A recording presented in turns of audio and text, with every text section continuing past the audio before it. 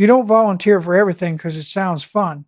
You volunteer because what looks like shit detail today might be the best goddamn thing you ever did tomorrow. That's the principle. That's how you stay involved. So when the call came down in '76 about needing someone to run petroleum survey equipment through Southern Africa, and petroleum survey equipment was the cover, not the actual cargo. Most of the guys took a long look at that assignment and said, no, thank you. Rhodesia was burning. The Bush War was in full swing. ZANLA and ZIPRA had the countryside locked down in places. The Portuguese were gone from Mozambique. South Africa was playing its own game. And somebody needed to move a significant quantity of small arms and ammunition from a port facility on the Indian Ocean to people who needed them inland. That's where I came in. Not because I was Special Forces royalty, not because I had some unique skill set nobody else possessed. I came in because I said yes when the operations officer asked if I was interested. Simple as that. Volunteer for everything. Don't turn anything down. What sounds like a suicide run through hostile territory might actually be the most interesting 6 weeks you'll spend that year. The cover was solid enough. Petroleum equipment consultant doing site surveys for potential drilling operations in the interior made sense for the region. Southern Africa had oil interests. Lots of foreign consultants moving through. You could explain why you needed Land Rovers, why you had survey equipment, why you were heading into remote areas. The cover gave you mobility and plausible deniability. The reality was different. The cargo wasn't drilling equipment. It was 72 crates of AK-47s, 40 crates of ammunition, 23 crates of RPG launets and rounds, assorted small arms, grenades, det cord, blasting caps, and enough spare parts to keep a guerrilla force operational for 6 months. The client wasn't an oil company. The client was a faction that needed hardware and was willing to pay cash for delivery. I didn't ask too many questions about the end user. That wasn't my job. My job was to get the cargo from point A to point B without getting killed, captured, or compromised. The route took me through some of the most contested territory in southern Africa. ZANLA-controlled sections of the eastern border region. ZIPRA had presence in the west. Rhodesian Security Forces were running search and destroy operations throughout the operational area. South African advisors were embedded in various places. Portuguese mercenaries who'd lost their colonies were hiring out to whoever paid, and the entire countryside was mined, booby-trapped, and surveilled by people who knew the terrain better than I ever would. This wasn't going to be easy, but easy isn't the point. Being involved is the point. And this assignment, this particular piece of work, was going to keep me very involved for the next 6 weeks. The initial briefing happened in a safe house outside Johannesburg. The operations officer laid out the route, the timeline, the contingencies, and the payment structure. 50% up front, 50% on delivery. If I got hit and lost the cargo, I ate the loss. If I delivered, I got paid, and they'd have more work if I wanted it. The money was good, the risk was high. The opportunity to see how a real bush war operated up close was better than anything you could learn in a classroom. I took the job. The operations officer looked at me like I was either very brave or very stupid. Maybe both. He asked if I understood the risk profile. I told him, yeah, I understood. ZANLA and ZIPRA weren't playing games. Rhodesian Security Forces weren't playing games. The bush was hostile. The roads were death traps. The entire operational environment was kinetic. I got it. He asked if I'd done anything like this before. I told him I'd been doing things like this since the 60s. Different wars, different clients, same principle. Move from A to B without dying. It's not complicated, it's just hard. He said, fine. Here's the route. Here's the timeline. Here's your contact on the delivery end. Don't deviate. Don't make contact with anyone, not on the approved list. If you get compromised, burn the cargo and extract. Don't try to be a hero. This isn't about heroics. This is about delivery. I said, understood. He handed me the keys to 3 Land Rovers, the manifest for the cargo, and a case with the first half of the payment. Then he told me good luck and walked out. That's how it started. No fanfare, no patriotic speeches, just a job that needed doing and someone willing to do it. That someone was Billy. That's it. The first 72 hours were logistics, pure logistics. No action, no drama, just the grinding, boring, essential work of building an operation from scratch. I needed drivers, not locals. Locals would talk, and talking gets you killed. I needed people who understood operational security, who could drive under fire, who wouldn't panic when things went sideways. I found 2 former Rhodesian light infantry guys who'd been cashiered out for reasons they didn't want to discuss. Both were white Rhodesians. Both spoke Shona and Ndebele well enough to navigate checkpoints. Both had combat experience in the bush. Both needed money. Perfect. Their names were Henny and Cobus. Henny was the older one, maybe 45, lean, hard, with the kind of sun-damaged skin you get from 20 years in the African sun. Cobus was younger, maybe 30, built like a brick shithouse, and angrier than anyone I'd met in a long time. He'd lost family in a ZANLA attack 6 months prior. He had scores to settle.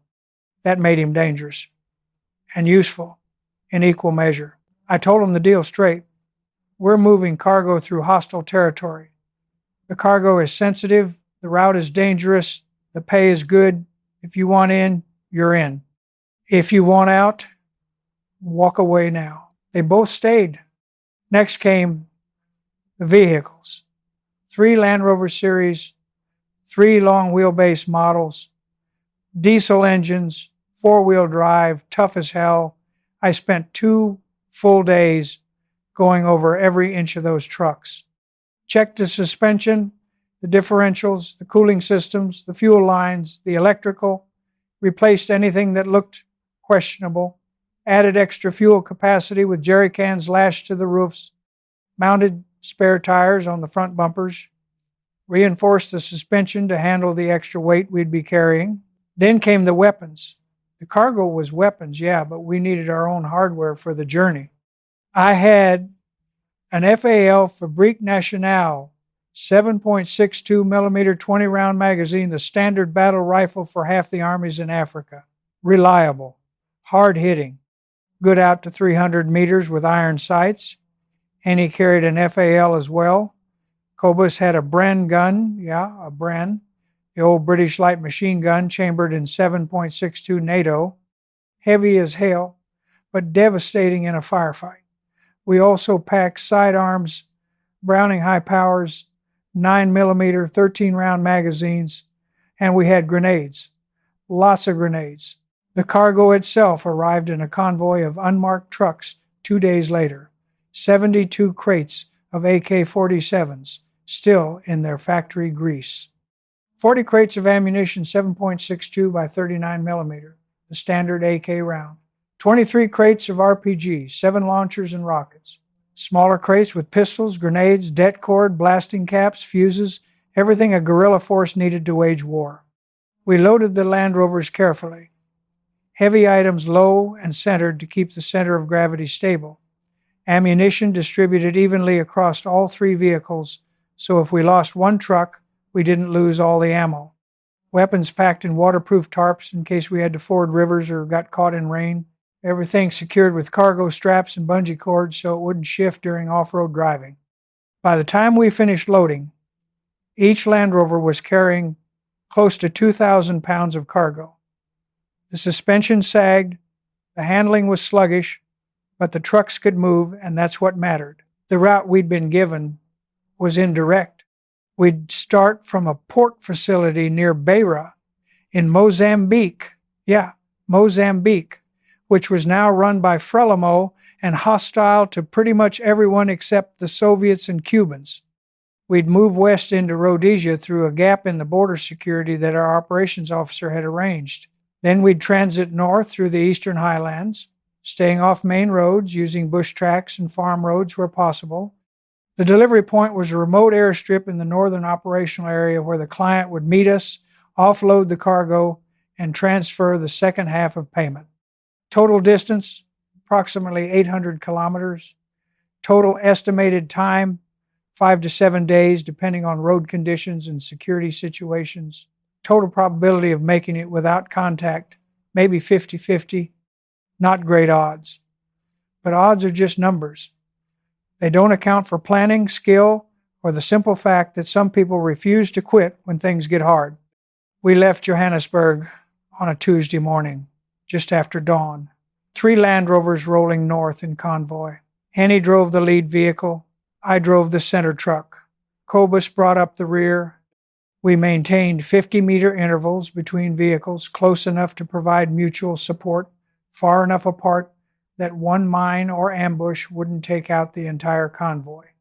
The first 2 days were uneventful. We transited through South Africa into Mozambique using the documentation our operations officer had provided. The border guards barely looked at the paperwork. Money changed hands. We drove through. Mozambique was chaos. Frelimo had won the independence war against Portugal 2 years prior, and now they were trying to consolidate control over a country they didn't really understand. The Portuguese had left behind infrastructure that was falling apart. The economy was collapsing.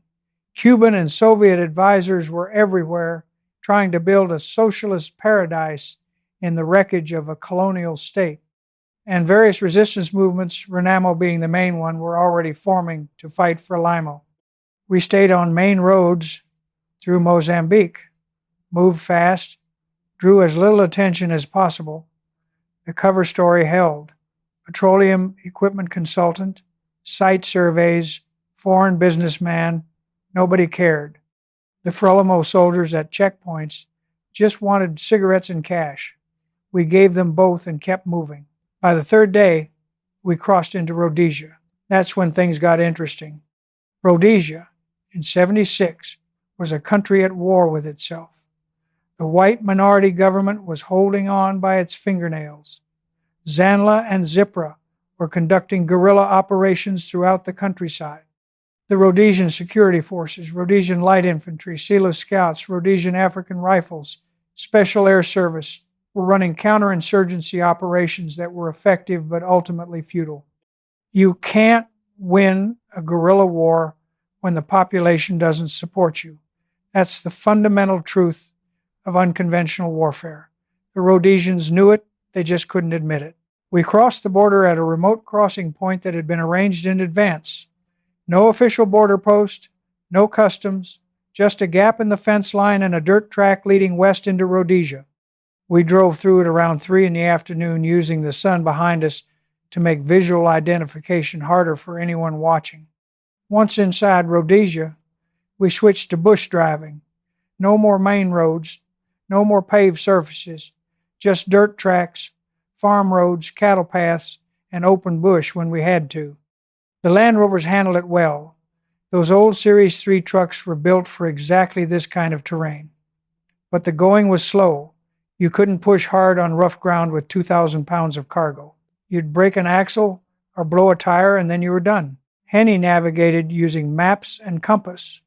No GPS in '76, no satellite navigation, just paper maps, a compass, and experience reading terrain. He'd done this before, moved through the Rhodesian bush during his time with the RLI. He knew where the roads were good. He knew where the security force patrols operated. He knew where ZANLA had presence. We moved in short bounds, drive for 2 hours, stop, dismount, pull security, check the vehicles, eat, drink, plan the next bound, then move again. It was methodical. It was slow. But it kept us alive. The first night we stopped in dense bush about 15 kilometers inside Rhodesia. We pulled the Land Rovers into a natural depression surrounded by thick vegetation, camouflaged them with cut brush, set up a perimeter watch. No fires, no lights, coal rations. We rotated guard shifts, 2 hours on, 4 hours off. I took the first watch with Henny. Cobus took the middle watch solo. Then Henny and I split the pre-dawn watch. Nothing happened that night. No contact, no compromise, just the sounds of the African bush insects, distant animals, whine through the trees. It was peaceful in a way that felt deceptive. Peace in a war zone is always temporary. We moved out at first light, drove for 6 hours through rolling terrain covered in mopane woodland and acacia scrub. The Land Rovers labored over rocky ground and through dry riverbeds. Twice we had to winch ourselves up steep embankments. Once we had to backtrack because the route ahead was impassable. By midday, we'd covered maybe 40 kilometers. Not fast, but steady. And steady winds when the alternative is getting killed trying to rush. The second night we stopped near an abandoned farmstead. The place had been hit during a ZANLA raid. Burned out buildings, dead cattle, signs of fighting.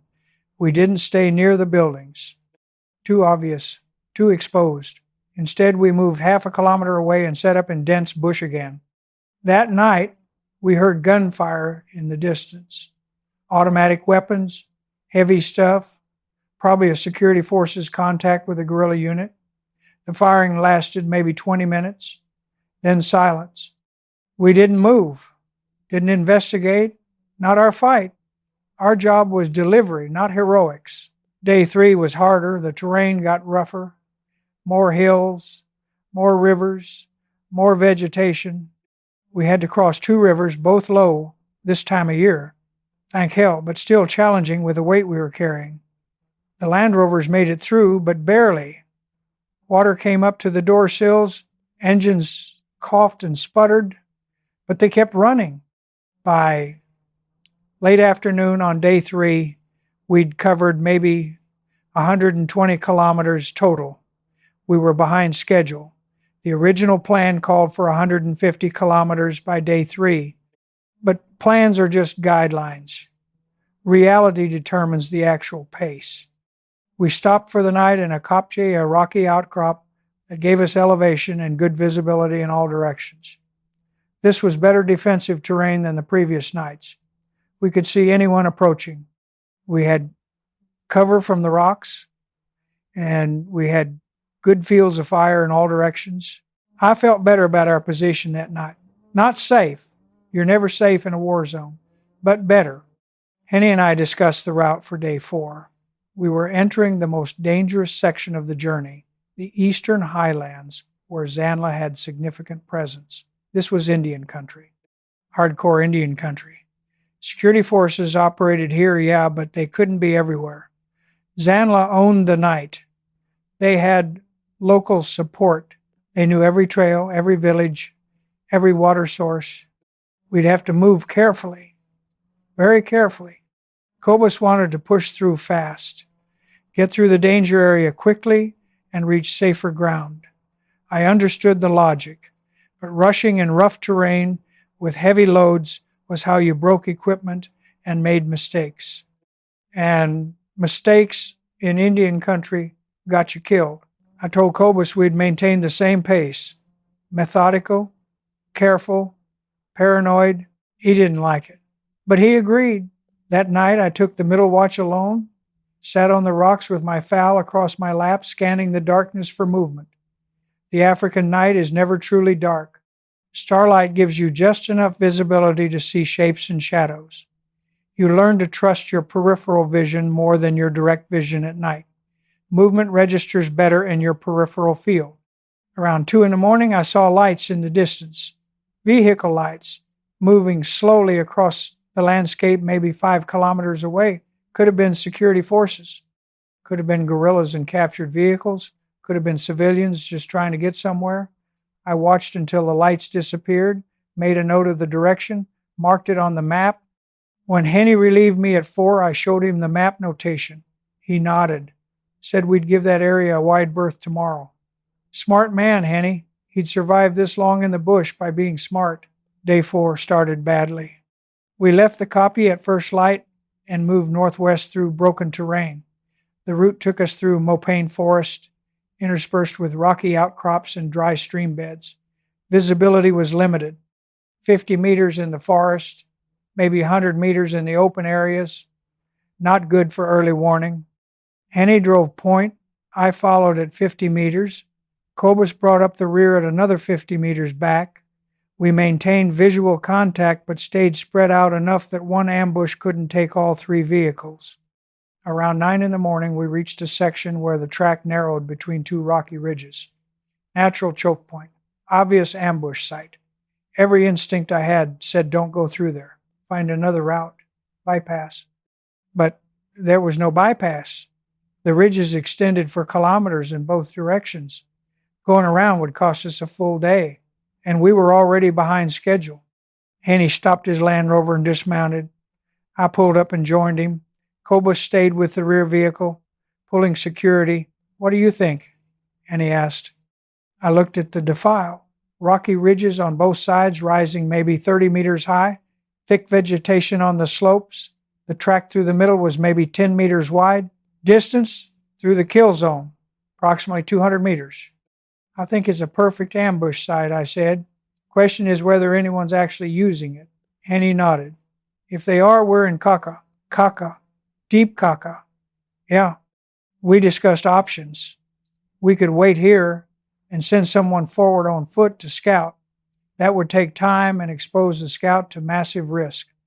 We could try to find another route despite the terrain. That would cost time we didn't have. Or we could run the gauntlet, move through fast with everyone on high alert, ready to return fire immediately if we got hit. None of the options were good. But sometimes in the field, you don't get good options. You just get less bad options. I made the call. We'd run it, fast and aggressive. First vehicle through at speed. Second vehicle follows immediately. Third vehicle provides rear security and suppressive fire if we get hit. If we take contact, we don't stop. We push through the kill zone and rally on the far side. Henny looked at me like I was crazy, but he'd been a soldier long enough to know that sometimes crazy is the only play you have. We mounted up, Henny in the lead Land Rover, me right behind him, Cobus in the rear with the Bren gun mounted and ready. Henny rolled forward, picked up speed. His Land Rover entered the defile doing maybe 40 kilometers per hour. Fast for rough terrain. Fast enough to reduce exposure time. Not so fast that he'd lose control. I followed, 50 meters back, eyes scanning the ridge lines. Hand on my FAL, safety off. Finger on the trigger guard, ready to move to the trigger. We were maybe halfway through when they opened up. The fire came from both sides simultaneously. AK-47s, lots of them, maybe 15 or 20 weapons total. The distinctive crack, crack, crack of automatic rifle fire filled the defile. Rounds snapped past, impacted the ground, hit Henny's Land Rover with metallic thuds. Henny didn't stop. He accelerated. His Land Rover surged forward through the kill zone, trailing dust. I saw muzzle flashes on both ridge lines. Saw figures moving in the vegetation. Didn't have time to count how many. I accelerated too. Kept my foot on the gas. Rounds hit my Land Rover, thud, thud, thud against the bodywork. The windscreen cracked but didn't shatter. I heard rounds passing through the cargo area behind me. Heard the metallic ping of bullets hitting crates. Behind me, Cobus opened up with the Bren. The heavy machine gun hammered out long bursts at the ridge lines. The sound was deafening even over the engine noise and the incoming fire. Cobus was standing in the back of his Land Rover, feet braced, the Bren mounted on a swivel, sweeping fire across the ambush positions. That's when I knew Cobus was the real deal. Most men freeze under fire. Cobus attacked back. I cleared the kill zone 10 seconds after Henny. Kept driving, didn't stop until we'd put another 200 meters between us and the ambush site. Then Henny pulled off the track into cover. I followed. We both dismounted and took up firing positions, ready to cover Cobus. Cobus came through 20 seconds later. His Land Rover was shot to shit. The windscreen was gone. The bodywork was riddled with holes. But the truck was still running, and Cobus was still alive. He pulled in beside us and dismounted with the Bren. "Contact rear," he shouted. "They're following." I looked back toward the defile, saw figures emerging from the ridge lines, moving toward us, maybe 20 of them. Guerrillas, ZANLA, by the look of their gear and the way they moved. They were flanking through the brush, trying to get around us. This wasn't over. Henny was already back in his Land Rover starting the engine. "We need to move," he shouted. "Now!" He was right. We couldn't stand and fight. We were outnumbered. We didn't know the terrain, and we had to protect the cargo. If we got pinned down here, more guerrillas would arrive. Then security forces might show up. Then we'd be in the middle of a three-way shitstorm with no way out. We mounted up and hauled ass. Pushed the Land Rovers hard over rough ground. Didn't care about suspension or tires anymore. Just needed distance. Needed to break contact. The guerrillas pursued for maybe 10 minutes. We saw them in the mirrors, running through the bush, trying to keep up. But we had vehicles and they were on foot. Even shot up, overloaded Land Rovers can outrun men on foot. After 10 minutes, we lost visual contact with the pursuers. But we didn't slow down, kept pushing hard for another hour. Put as much distance as possible between us and the ambush site. Finally, around 11 in the morning, we stopped in dense forest to assess damage. Henny's Land Rover had taken at least 30 rounds. The bodywork was perforated. The rear tires were both flat shot out. The cargo area had multiple penetrations, but the engine still ran. The drivetrain was intact. We could replace the tires and keep moving. My Land Rover was in better shape, maybe 15 hits, no tire damage, engine and drivetrain fine. Some of the cargo crates had been hit, but nothing catastrophic. Cobus's truck was the worst, 50 or 60 rounds at least. The windscreen was gone. The hood was perforated. One headlight was shot out. The cargo area was a mess. But again, the engine ran. The truck could move. We changed Henny's tires, redistributed some cargo to balance the loads better after the battle damage, checked our own injuries. I had a shallow graze on my left forearm where a round had clipped me through the open window. Burned like hell, but wasn't serious. Henny was unscathed. Cobus had caught shrapnel, probably from a round that hit the Land Rover's frame and fragmented in his right shoulder. Not deep. We cleaned it, bandaged it. He could still function. We'd been lucky, very lucky. Most ambushes kill or capture the entire element. We'd punched through with all three vehicles, still mobile, all three men still effective, and the cargo mostly intact. But we weren't out yet. We still had 300 kilometers to go, and now ZANLA knew we were here. After the ambush, we changed tactics. No more daytime movement through open terrain. Too exposed, too predictable. We'd move at night when possible, use darkness as cover, accept the slower pace in exchange for better security. That meant waiting out the rest of day 4 in concealment. We found a dense thicket of Jesse bush and mopane about 2 kilometers from where we'd stopped to assess damage. Pulled the Land Rovers deep into the vegetation, covered them with cut brush, set up a security perimeter, and we waited. Waiting is the hardest part of any operation. When you're moving, you're focused on navigation, on driving, on immediate tasks. When you're waiting, your mind works on you, replays the ambush, counts how close you came to dying, calculates the odds of the next contact. Henny sat with his back against a tree, smoking. He'd been chain smoking since the ambush. Couldn't blame him. That was as close as he'd come to dying in a long time. Maybe ever. You don't get used to that. You just deal with it. Cobus cleaned the Bren gun. Methodical. Focused. He didn't talk about the ambush. Didn't talk about getting hit. Just maintained his weapon and prepared for the next fight. That's the mark of a warrior right there. Not the guy who talks about what happened. The guy who prepares for what's coming. I checked the maps, calculated distances, figured out the route for the night movement. We needed to cover at least 80 kilometers before dawn. That would put us through the worst of the ZANLA operational area and into terrain where security forces had better presence, not safe, but less actively hostile. Night movement with heavy vehicles is slow and dangerous. You can't use headlights that are visible for kilometers and scream target here. You use parking lights at best, or just drive by starlight and moonlight. That limits your speed to maybe 15 or 20 kilometers per hour on good terrain, half that on rough ground. 80 kilometers would take at least 5 hours, maybe 6. We'd need to start moving by 9 or 10 at night to reach safer ground by dawn. I briefed Henny and Cobus on the plan. They agreed. No better options. We ate cold rations as the sun set, drank water, checked weapons and ammunition. I had 4 magazines left for my FAL. Henny had 5. Cobus had maybe 300 rounds left for the Bren. Not great, but enough for one more serious contact if it came to that. At 9:30, we mounted up and started moving. Night driving in the African bush is surreal. The world reduces to what you can see in dim parking lights, shadows, shapes, the track immediately ahead. Everything beyond that is darkness and guesswork. You navigate by compass bearing and dead reckoning. You trust your driver to keep you on route.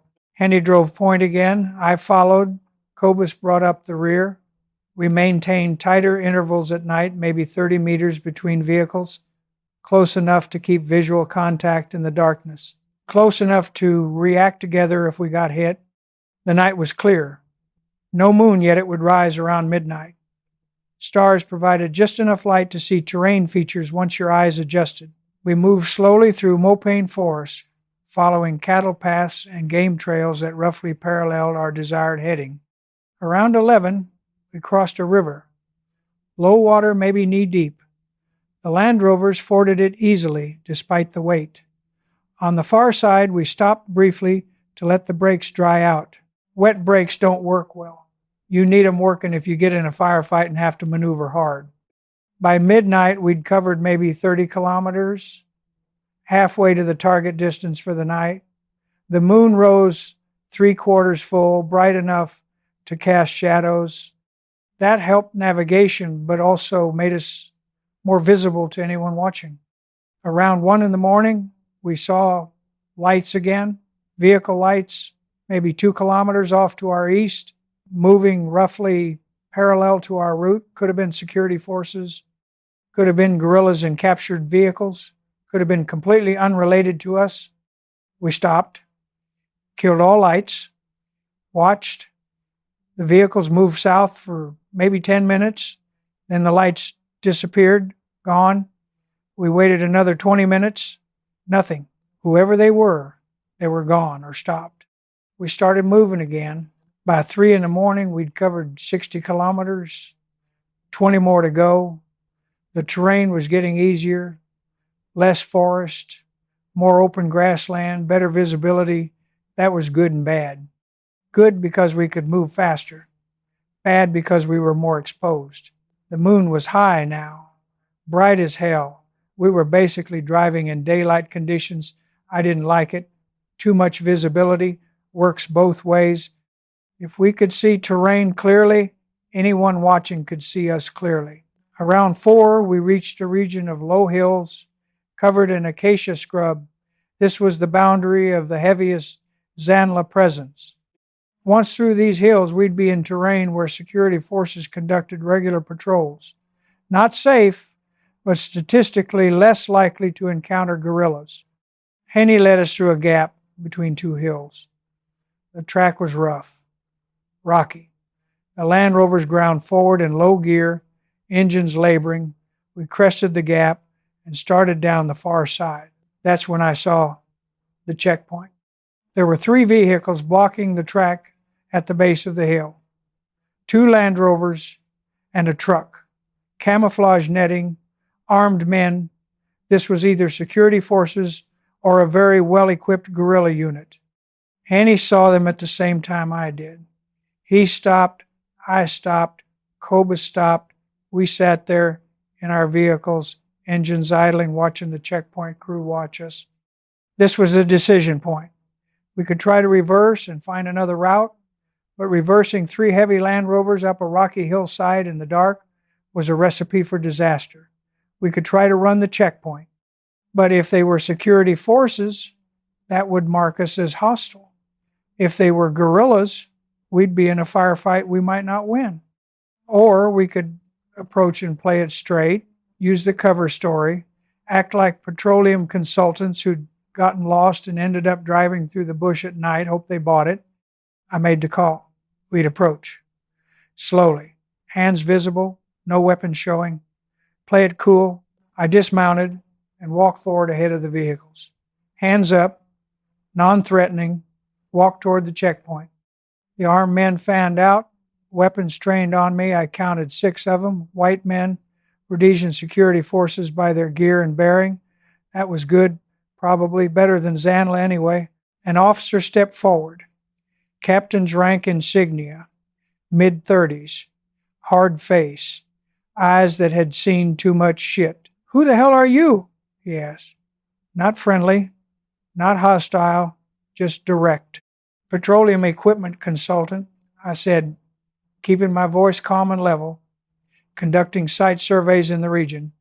Got turned around in the dark. Been trying to find our way back to the main road." He looked past me at the 3 Land Rovers, looked at the cargo covered with tarps, looked back at me. "Site surveys," he said flatly, "in the middle of the operational area, at 4 in the morning, with 3 vehicles and enough cargo to start a small war. Shit." And I stayed calm, kept my hands visible. "We got lost 3 days ago," I said. "Been trying to navigate back to safe ground. Didn't realize how deep we were into contested territory until yesterday. Just trying to get out." The captain studied me. Professional assessment, calculating whether I was legitimate or full of shit. His hand rested on his pistol holster, not threatening, just ready. "What company are you with?" he asked. I gave him the name of the cover company from the operations brief, a real company based in South Africa that actually did petroleum consulting. The documentation was solid. The cover would check out if he radioed it in. "Papers," he said. I reached slowly into my jacket pocket, pulled out the documentation, handed it to him. He examined it under a flashlight, read carefully, checked the photographs against my face, looked at the vehicle registration documents. After what felt like an hour but was probably 2 minutes, he handed the papers back. "You're way the hell off course if you're trying to reach the main roads," he said. "You came through the worst country in Rhodesia. You're lucky you're still alive." "Felt lucky this morning," I said. "Ran into some trouble yesterday, took fire in a defile about 80 kilometers southeast of here. Had to shoot our way out, lost some equipment. Just trying to get clear now." The captain's expression changed. Not softer, but more interested. "You took contact with ZANLA? Somebody with AKs and bad intentions," I said. Didn't stop to ask which faction they represented. He nodded. "You shoot back?" "My men did. I was busy driving. But yeah, we returned fire, broke contact, kept moving." The captain looked at my arm, where the graze wound was bandaged. Then looked back at the Land Rovers. Made a decision. "You can't go back the way you came," he said. "That area's hot, heavy ZANLA presence. You'd never make it. If you want out, you go north from here. Follow this track for about 30 kilometers. You'll hit a farm road, turn west. That'll take you to a tarred road that runs south. Follow that and you'll reach Salisbury in a day." "Appreciate the direction," I said. "Don't appreciate it too much," the captain said. "Just get the hell out of the operational area, and next time you want to do site surveys in Rhodesia, maybe check with someone about the security situation first." "Understood," I said. He waved me back to the vehicles. I walked back, mounted up, signaled Henny and Cobus. We drove through the checkpoint slowly. The security forces soldiers watched us pass but didn't interfere. Once we were past and out of sight, I let out the breath I'd been holding. That had been close, damn close. If the captain had decided to inspect the cargo, we'd have been arrested or shot. If he'd been more paranoid, he might have called in our details and discovered the cover company existed but didn't actually have anyone named Billy working for them. But he'd bought the story, or at least he'd decided we weren't his problem. Either way, we were through.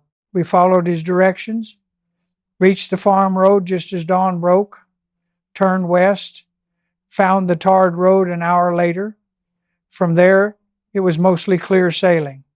We reached the delivery point on day 6, A remote airstrip in the northern operational area. No tower, no facilities. Just a dirt strip carved out of the bush and a small shed at one end. The client was waiting. 3 men, well armed, professional. They didn't give names, didn't make small talk, just pointed to where they wanted the cargo offloaded. We unloaded the crates. 72 crates of AK-47s, 40 crates of ammunition, 23 crates of RPGs, all the smaller stuff, everything that had survived the ambush and the journey. The client inspected random crates, checked serial numbers, verified quantities, satisfied he had his men load everything onto a light aircraft parked at the end of the strip, 2 trips, 40 minutes total. Then he handed me a case with a second payment, 50% as agreed, cash, used bills, untraceable. You had trouble, he said, not a question, a statement. He'd seen the bullet holes in the Land Rovers. Some, I said, but you delivered. That was a job. He nodded. We may have more work if you're interested. I looked at the shot-up Land Rovers, looked at Henny and Cobus, both exhausted, both carrying wounds from the ambush, looked at the case full of cash. I'll think about it, I said. He smiled. Not a warm smile, a professional smile, the smile of someone who respects competence. You do that. He got on the aircraft. It took off, gone in 2 minutes, just us and the empty airstrip and 3 wrecked Land Rovers. And he looked at me. Now what? Now we drive these trucks to Salisbury, sell them for scrap, and split the proceeds, I said. Then I'm getting on a plane and getting the hell out of Africa for a while. Cobus laughed, actually laughed. First time I'd heard him laugh the entire trip. Sounds like a plan. We drove to Salisbury. Took another day. Sold the Land Rovers to a scrap dealer who didn't ask questions. Split the money 3 ways on top of what we'd each been paid for the run. I flew out of Salisbury 2 days later, back to Johannesburg, then back to the States. The operation was over. 6 weeks after I got back, the operations officer contacted me again. Had another run if I was interested. Different location, different cargo, same risk profile. I said yes, not because I needed the money. The Rhodesia run had paid well, not because I enjoyed getting shot at. Nobody enjoys that. I said yes because of the principle that had gotten me into this in the first place. Volunteer for everything, stay involved, never quit. The Rhodesia run taught me things I couldn't have learned any other way. It confirmed principles I'd developed over 20 years of operations. And it showed me the practical application of warrior philosophy in a modern conflict. First principle: you don't win by being the toughest or the strongest or the most skilled. You win by refusing to quit when everyone else does. That ambush should have ended us. 72 crates of weapons, 3 men, 20 guerrillas with automatic weapons in prepared positions. By all rights, we should have died in that defile. But we didn't. We punched through, kept moving, refused to stop. That's not about skill, that's about will. Second principle: physical fitness is survival. If those Land Rovers had broken down in the bush, we'd have had to move on foot, with wounds, through hostile territory. You can't do that if you're not fit. You die. Your teammates die. The mission fails. Physical fitness isn't about vanity or health. It's about not becoming a liability when things go wrong.